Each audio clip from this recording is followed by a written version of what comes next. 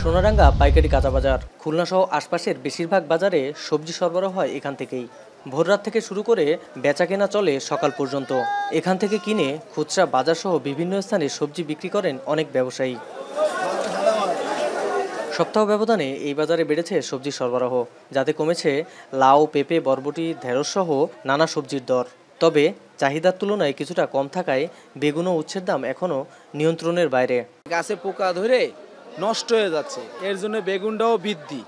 কচুরমুড়ির দামটা কম, যে কোনো মালের একটা সিজন আছে, সিজন ছাড়া দাম কমতি আসে না। কালকে শসা বিক্রি করলাম মাত্র 17-18 টাকা কেজি, যা তার আগের দিন বিক্রি করেছি 24-22 টাকা।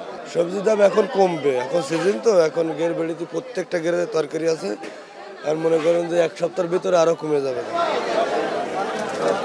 তবে দীর্ঘদিন সংস্কার না হয় বেহাল দক্ষিণাঞ্চলের অন্যতম বড় এই বাজার সামান্য বৃষ্টিতেই হয়ে ওঠে চলাচলের অনুপযোগী। খদ্দের আসতে পারে না, মালামাল বিক্রি হতে পারে না ঠিক মতন, গাড়িগুলো আসতে পারে না। প্রত্যেকদিন পরিষ্কার করে, তাও মনে করেন যে হয় না, আমাদের একটু অসুবিধা হয়। রাস্তা যা চলা যায় না, এতে কাদায় মানুষের খুব দুর্ভোগ।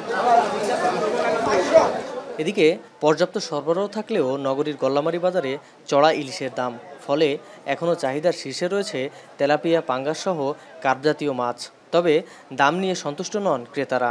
বড় সাইজের কেজি সাইজের ইলিশ কালকে কিনেছি মনে করেন 1700-1600, আজকে কিনেছি 1500, 1450 এরকম। ইলিশের দাম শুনছিলাম যে একটু কমছে, আসলে ইলিশের দাম কমে নাই।